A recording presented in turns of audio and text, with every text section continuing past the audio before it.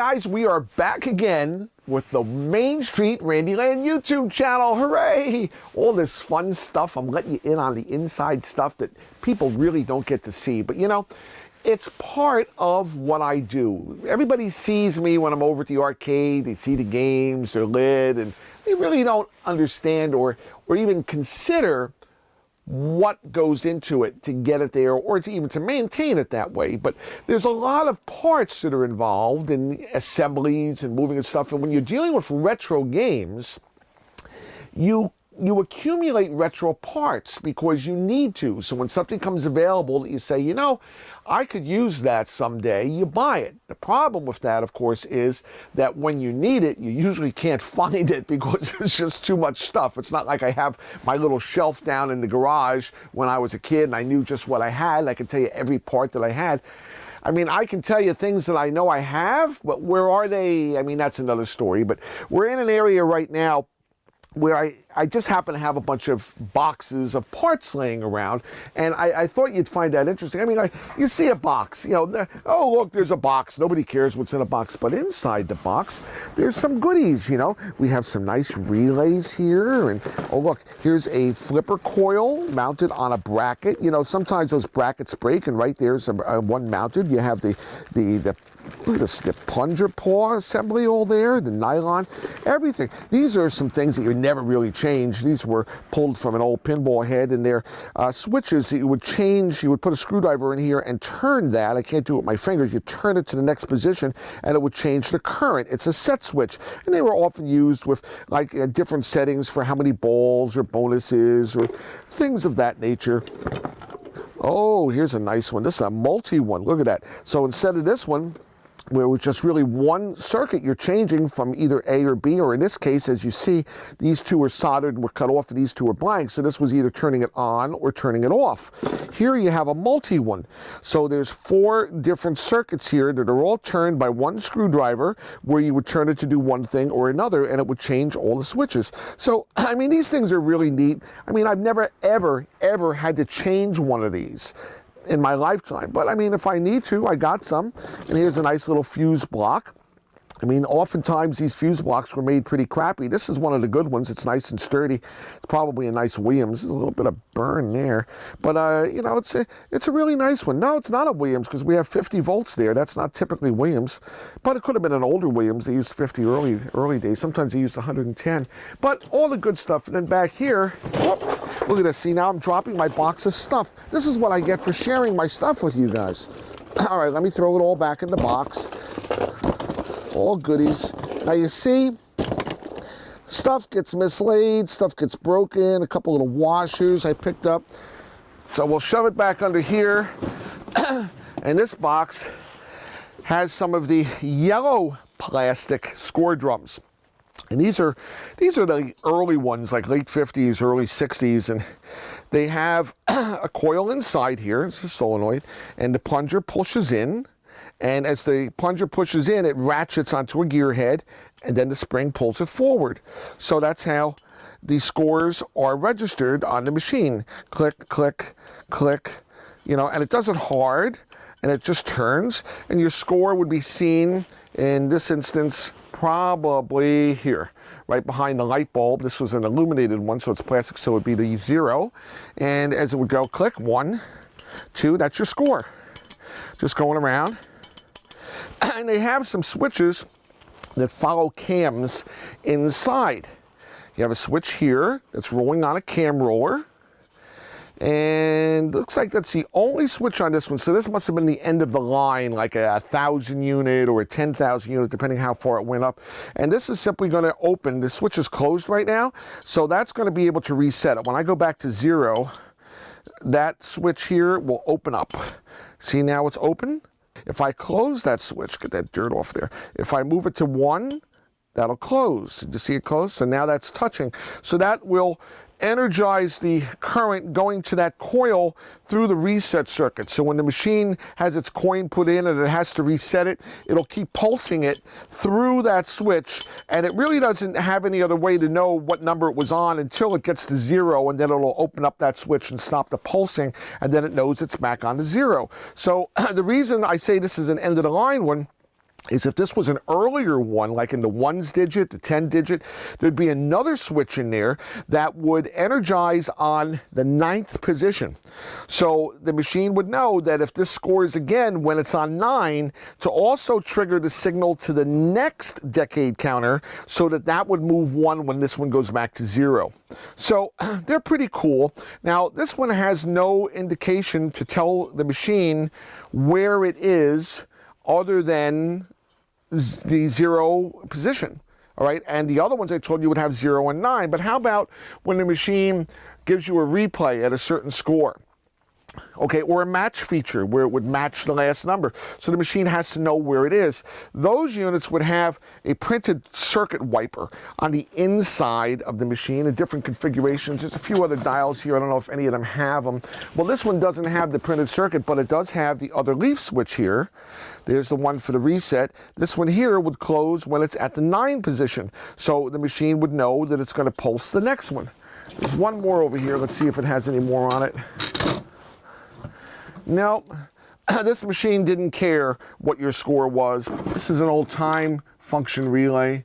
That's from a Bob Space Racer game. That's one of the signal lines. They call it a time delay module relay, but they use it for a different purpose, which we won't go into. These here, what are these things? They're Frisbees? They're pucks for a hockey machine? No, they are tops for these orange ashtrays. See, and it would stand up, and you'd fill the bottom with sand, and you would pull this off and have a little sand in it, you'd dump your ash butts. And these would come from my store, probably Seaside, I had them. Looks like there's 2 of them, 1, 2, and there's 2 of these tops that go along with them. So we're trying to keep them together to some degree. I don't want to break anything. Now, see, I had it nicely stored, and I had to move everything to show you guys some stuff. This is how everything gets to be a mess. So, I mean, there's weird stuff. I mean, a lot of times I don't even know what's inside boxes. It's like a mystery. It's a guess. But I happen to know these, okay? They are foldable ping pong tables on wheels that I had bought brand new one time, and I was going to use it someplace, and I never got around to it.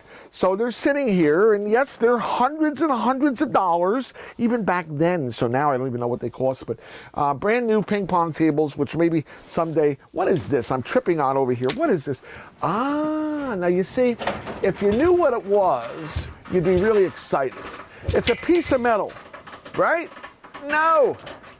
It is a Skee-Ball ball return. Now, you never get to see this because this is inside the Skee-Ball machine. When would you ever see one not inside the Skee-Ball machine? But this is the rocker, okay? Right here. And I don't know if it's going to rock because it's covered with this cable, which is all wound up here, and this cable would pull it. But this latch here, now I'm going to turn it upside down. There's a latch that would pull forward with a stopper on the cable. See this stopper here? They'd have something like that on the cable that would go through an I-ring by this, and it would push it over, and that would allow this to be pulled into its down position. And you see that? The balls come rolling down from the top of the machine. They hit here because they're not being released because it's in its ball release section. If I push this up, this little flap finger comes up, this one goes down, the balls roll down, and they hit the stopper here. So when this cable would be properly set up, it would pull, and there's a little chain pull. Also here, this would connect. It would pull, and the rocker arm would go down. Your 9 balls would come rolling down to you. This would stop any other balls from behind it from going any further until it's released. And when it's released, it would come back up again, if I can get it to come back up again. Here it is. And now it's ready for loading up again. So if there were some extra balls there, it would roll down. As you play, the balls would recycle and come back down and load up here again onto the Skee-Ball. So this is typically the way Skee-Ball machines, all Skee-Ball machines would operate. You got another latch flap here. Now, it's in the wrong position, so I'd probably have to loosen it to get it over here, but this would stop this from coming down unless it's pulled back. So it's not in the right lever. Probably it jumped over somehow. I'd have to loosen the screw, get it over there. These are cast, so you don't want to try to bend it by any means. You'll snap it off. Look, I got it through. Ha ha ha. And then this would move over, and then it won't go down. But if this is pulled by the cable and then the cable pulls the arm, it would then come down. So this is inside your Skee-Ball machine. So somewhere along the line, I didn't do it, believe me, a Skee-Ball machine died and it was parted out and I got the ball return track. I'm trying to put it in such a way that it doesn't bend. It hasn't bent in 50 years. All right, that's good. Here's some, these are metal covers for the Skee-Ball. You can see on the top there, it says Skee-Ball, 9 balls, and that would cover the lanes where the balls would roll back on. So if I ever need one, I know I have it. Now, I kind of know where it is, and now you know where it is, but when I need it, will I remember where it is? Because it might get moved, and this is the way it is. It's like that game of memory where you flip the cards, you got to remember where the card is and got moved around. This is my life. But there's stuff, and more stuff. And over here, oh look, here's some more score reels. I love score reels. Now, these are white. Notice that they are white rather than the yellow, so it was a different mechanism. Oh, remember I was telling you about knowing where the score reel is? That's what this is here. All right, these wires were all cut off, but this is where it would connect to the machine. And these wires are going inside to this little board. Now this little board has little stop rivets going all the way around in a position, and there's a finger wiper that goes around as this reel turns. If you can see inside there, those wires go onto those little rivets so that when that thing turns around, it'll make the contact and the connection to tell the machine through these wires here where the score reel is. Now, not all of them are for that. Some of them will tell it where the 9th position is. Some will tell it where the home position is. Some will tell it to energize the coil, and it's all going to this bank of wires. So that's why there's so many wires on these score reels. And here's a red one. The red one does not have that. This is probably from a shuffle alley, a bowling alley, but this one looks like it's a little cleaner. Yep, this one's moving, but the springs need a little lubrication. See how it goes up and down? It just keeps moving the score reel around. And these were actually my favorite. These are cardboard. You gotta love the ingenuity. This is actual cardboard that is pressed into an edge of a piece of metal. Now, the problem with these cardboard ones is that you see this is bent down a little bit, so it has to be reformed a little bit just by pushing up. Probably it was laying on something or just from age, but a lot of times these coils will burn up. Something will happen electrically in the machine, and those coils cannot take being energized on continuously. If they're made to be pulsed. So if it's energized continuously, depending upon the windings of the coil, you're going to burn that coil. That might take 10 seconds. This one's more like it's going to take a minute or two, but that's going to get really, really hot before it shorts out the fuse and melts out the windings inside. And as that gets hot, it will burn through the cardboard. I've seen many machines where there's a black missing spot here where the cardboard was just burnt out from being near that coil, and it's inevitable from the heat because it's on the inside of it. And unfortunately, a lot of them happen that way. Now, I mean, I've repaired a few by putting a new piece of laminate onto that spot and kind of curving. I mean, you can see it's not original, but I would cover over the hole with a new piece of heavy paper to make it go through and try to, you know, paint on the numbers as best I could. But this is the time you spend. I mean, these are all wrapped up in paper, so they're obviously as I got them. Let's see what's in here. Oh, another red one going through here. Another red one down here. I bought these somewhere along the line, and I figured, hey, you know, someday I might need them. But here they are sitting. Oh, look, more yellow ones. Sitting all these years. And someday, if I need one, I have it, but where will this box be at that time? I'm not really sure. See, I don't like putting that on top of the cardboard when that'll bend a little bit, so put it over here. But I don't want to move it because the box is falling apart, and there's obviously some more goodies underneath it. Ooh, I love these T-bar latch solenoids. Look at that. And that's in really nice, that's new old stock. You see how clean that is? Everything beautiful here. And this is a solenoid that would snap in to activate something. Now, it's a T latch. You see, it's a T, and it goes down. The T itself stops it from going down. These they use on the Skee-Balls, but a much larger one. In the more modern ones. In the early ones, you pull the handle, and the handle pulls the cable, which actually releases that ball lever that I was showing you. But in the more modern ones that are run by electronics, they'll have a large one of these that'll pull in, and it'll pull that ball release lever down and act as if you're pulling the handle. But here's a whole box of these, and these are probably from Holly cranes, which I have downstairs, the low boy cranes, and they would pull in and make the gears change the direction of the crane and all things of this nature. So, I mean, they burn up, but I mean, I've got enough here to last me quite a while in the Randy archives. Oh, I love going through stuff like this. Isn't this fun? I know this is fun for you.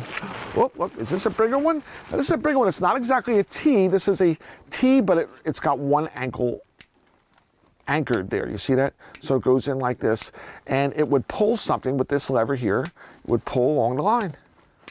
Much stronger than the other one. This would burn out if you didn't have it. If you had it on for a length of time, that would burn. Got some brand new in the box. So, I mean, all kinds of goodies. Over here you have relay sockets, where the relay, usually on like Allied Leisure games, the late 70s, the relay would plug in, which was nice because if you don't know how to fix a relay, you could just pull it out and put another one in without changing any wiring. But this was pulled from something because there's wires that are previously soldered onto it, but they come in handy. And you know, here's another good thing. Ooh, what do we have here? Lucky's Fascination coupons. These are from when I was in Seaside, and I started in Seaside in 1987, taking over Lucky's Fascination. Lucky's Fascination had originally used the same styled coupon in it's like a canary yellow with a little bit of an orange tint to it. But I made the same style ticket in pink to differentiate, so I knew which coupons were from my tenure and which coupons had come from the prior ownership, and I'd be able to tell simply by the color of the ticket. So we use the same style ticket and the same logo. That's their traditional Fascination logo with the stars on the top, and Lucky's Fascination Seaside Heights. So we got a bag of tickets here, and in this bag of tickets, look, I see some, oh, these are very special ones. Look at this. The commemorative 20th year coupon, complete with the little birthday cake at Lucky's Fascination in Seaside Heights. So this would have been in 1994 that I had them special made, because Fascination at Seaside opened in 1974 when I first started playing, and I was there from 87 until I had to move. So when we got to the commemorative year, I had special tickets made for the 20th commemorative year celebration. I had a birthday cake in the middle and all that good stuff. And oh, I'm having good memories. Oh, look, here's a receipt. Wow, this is 1994. 97 coupons, and I wrote fast because at that time we had Fascination and Arcade, so we knew it was 97 Fascination coupons. The D number 723 was for record book number D, and it was issued number 723. Here's an earlier one from 1988, and they were printed with numbers, and this is A book 1730. Somebody got 33 coupons, and these I would give to somebody if they didn't want to carry their coupons with them, and they would hand them back when they were done. Now these, look at this. The Lucky's Fascination 50 coupons coverall. Because coverall, they made a big deal of coverall in Seaside from the time Fascination was there, because coverall, if you remember in earlier videos, I explained coverall was not a game that all Fascinations could play. So Lucky's Fascination was a modern system built in 1974. It was built with coverall, so they were making a big deal out of playing coverall. And back when Fascination was 20 cents, when a steak sandwich was 80 cents, and a slice of pizza was 45 cents, Fascination was 20 cents and coverall cost 50 cents. And if you won, you got 50 coupons because you were spending 50 cents. So that's the way they equated it. And of course, the unfortunate part of it is back when the 20-year coupons were being issued, Fascination 20 years later was still 20 cents. And coverall was, at that time, 3 tokens, because I had changed it to tokens, so it was then 60 cents. But in 20 years, it hadn't had a price increase to stay up with everything else. That's why, unfortunately, it wasn't able to remain there, and it's what's happened with many of the Fascinations and other businesses also who cannot raise their price sufficiently to stay up with the cost of operations and the cost of living. Everything keeps going up. The kids, when they first started working at Fascination in 1974, got $1.25 an hour. Last summer, they're looking for $20 an hour for kids to stand there working on the thing. Where's this money coming from? So this is the problem with games that we love. So we'll just kind of hide this again over here so it'll be safe for another 30 years. Good stuff going down here. Oh, a nice box of bulbs. I know all you guys like bulbs. Oh, some more tools that I never used. Exolite. Look, $5.39. You'd never get an Exolite screwdriver for $5.39 anymore. $3.99, that's a 1/4-inch nut driver. You'll never get that again. Some more electric tape. Magic marker, I'm sure that's not going to work. So, I mean, there's stuff I buy when I need it, and then it kind of doesn't get used, or it's extra, and it gets piled away, and then I get forced out of a location I'm in, and I got to move, and all kinds of good stuff like that. What do we have here? Oh, slot machine parts. That's from a Bally Big Prize slot machine. And inside here, well, now that's a relay board. And I don't off the top of my head recognize it, but the array of relays kind of makes me indicate that it came from some sort of crane machine, because you'd have your coin, your forward, stop, right, left, return. That would kind of go with a configuration, but I don't recognize which one it's from. There's 2 of them there. Somewhere I might have written it on the box. Oh, I love this one. Now this is what they call an industrial timer. And I bought it in a surplus house for $17.50. This is why it's here, because I saw this and I knew that this is worth far more than $17.50, because they use these industrial timers. Industrial timer. You think I made that up? You thought I was just calling it an industrial timer? It's actually called industrial timer. All right. They're very nice, encased in metal. Typically, there would be only one of these dials with the red finger, and it would be in the middle, and you would have jacks to plug in different wires. This one, the wires are connected internally. You'd have to open it up and connect them on lugs inside. Now, assuming this only had one, okay, let's forget about this one over here. Just look, it's got one. What would happen is, when the unit would start, this red dial would turn with a motor, and when it would get to 0, you hear the switch? It would activate a micro switch inside when it hit the 0 position and tell the unit that it is timed out for whatever you set. And you could change the setting simply by moving the dial. See that? Now, they use these on the wheels on the boardwalk. When you would put your coin down, press the button, the wheel would start. Then you press the button, the wheel would stop. This would be the timer running the wheel. You'd press the button, and it would energize the motor, and the little arrow would start moving.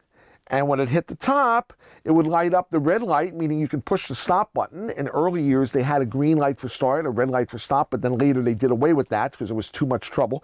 So when it reaches the top, then somebody can press the button to stop the wheel.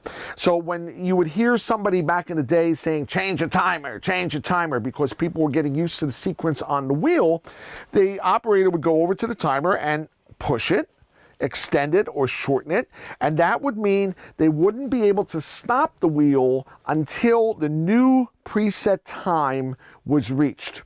Well, this one is a dual timer. So for whatever reason, an application they used this for, they wanted something to happen for a certain period of time, and then when something would happen, the other one would kick in and it would move and it would go over to that period of time also. So you had timer 1, timer 2. Today, this is all done with solid state timers, computers, counting up by micro counts on some sort of totalizer where it's going to be. But this was done with a motor. And the motor moved at a certain RPMs, and it was geared down, it would move, and that's it. Typically they would say how many, this one's in seconds, and this one also, if you put your light on, that's also in seconds. So these industrial timers back in, the 70s, A single unit timer would be a couple $100, easy, maybe $300-400 for a wheel timer, but you couldn't run the wheel without your timer. So I used to fix timers for different wheel operators because they would wear out inside, they would burn the contacts because they have to have motor contactors hitting the high amperage of running the motor. I used to fix them. I built some timers back in my day, but I built them with a solid state controller. My sister used to run, wheels. A lot of them ran with my timers that were solid state, and different companies tried to make them also, and I used to fix them. But the industrial timer was the best because you could see what's going on. With a solid state one, you'd have to turn a potentiometer to kind of get a new setting. So this one, you just kind of move the knob, and you see I'm over in a second and a half. It's pretty easy. So here's an industrial timer. Wouldn't you like to have one? Mine. And I have more than one, of course, because I have a lot of wheels, and each wheel needs an industrial timer. So fun stuff all the ways around. Well, you can't have any of these unless you go to Home Depot. It's your standard light switch. Isn't that nice? Your 15 amp, 120 volt, 10 switches in a box, and I got plenty of them. Now, why would I have all these light switches? You know how much toggle switches cost? Who out there has bought toggle switches? When Radio Shack had them, and you'd have to drill the hole and get it in there and turn on the little, the collar to hold it onto the panel. Click, click, like on the vacuum cleaner. Those toggle switches, $5 easy. Today's world, probably, I don't know, $7, $10, $15 if you buy a good one, all that stuff. You can get the cheap ones from China probably for $1. But you go to Home Depot, and you can get light switches probably for 59 cents today. Maybe it's 79 cents. I would be surprised if it's $1. I used to buy them when they were 29 cents. There's no price on it, obviously, because it's got the barcode and all that stuff when they would scan it and it would just change the price. But these switches are so much better. So much better built strength because they were made for your house with the light switch, turning it on and off, turning that light bulb and that incandescent light and that current. So these come in handy for places I want to use a switch. If I don't have a panel and I have to worry about being small, use a regular light switch. They're wonderful, wonderful. I swear by them. Oh, I'm going to show you one more thing here. Look at this. A bell. Now, who would just have a bell laying here? Me, because this is what they call an adapter bell made by a company called Edwards, and these bells are great. And it has a back plate that mounts to the wall, and it doesn't want you to oh look, see, Edwards, you see, I remember. This plate would mount to the wall, top here, and this little plug you would connect your wires to, and when you put your bell on, there would be, this one doesn't have it. Obviously, it's either broken inside or whatever, but it would have two prongs that would push into that socket, and you would put the bell onto the latch here, and then screw it down. There should be a screw here, that's missing also, and the bell would be automatically changed, so you could do a quick change on the bell. Now, this is not a single stroke bell because I don't hear any pendulum moving, so it would be a ringing bell. Ring! This is the type of bell you would typically find on a water race game, on Fascination games, group race games. It was a favorite. I can't even tell you what voltage this one is because the plate is missing. There used to be a plate here. You can get them in many voltages, typically 12 volts, 24 volts AC, 110 AC. But it's always good to have an extra one here. Now, if I try to run this, I would start at a very low voltage and see how far I can go to make it ring properly, because if I give it too much voltage, I'll burn it out. But there's an extra bell that I acquired someplace along the line. Now, we're going a really long time with this video, so I'm probably going to cut it here, and we'll pick up again next time. So you tune in again, push the subscribe button, the Main Street Randyland YouTube channel, where you see all the fun stuff. Hooray! See you next time.